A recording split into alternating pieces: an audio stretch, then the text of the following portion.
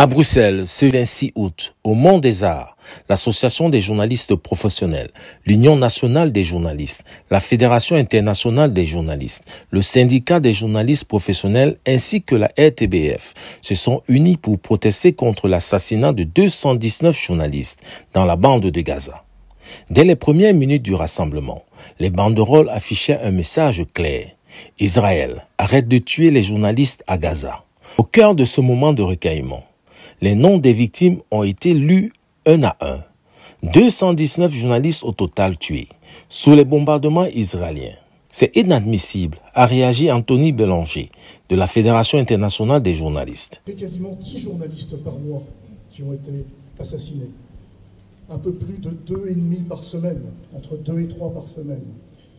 Hier encore, 6 d'entre eux ont été visés et assassinés. Dans l'hôpital, vous avez tous vu ça, la double frappe. Encore un crime de guerre. Le droit international de la guerre est précis et l'armée, quelle qu'elle soit, a des devoirs. On ne vise pas un hôpital, on ne vise pas une école, on ne vise pas les journalistes. Le gouvernement israélien est encore une fois responsable de crimes de guerre. Et son Premier ministre, Benjamin Netanyahou, devront personnellement rendre des comptes pour ces crimes devant les juridictions internationales. La communauté internationale n'a jamais été aussi faible. Je pense même qu'on ne peut même plus utiliser le terme de communauté internationale tellement il y a des divisions.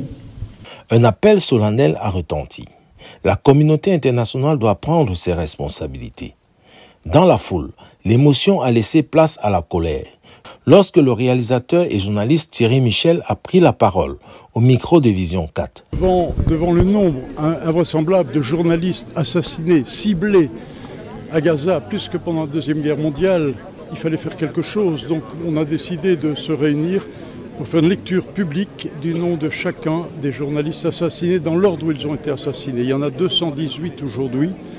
C'est un massacre incroyable et c'est surtout une manière de tuer la presse, de tuer l'information, de tuer la mémoire, de tuer l'histoire. Donc il fallait réagir. Le rassemblement s'est achevé par une salve d'applaudissements.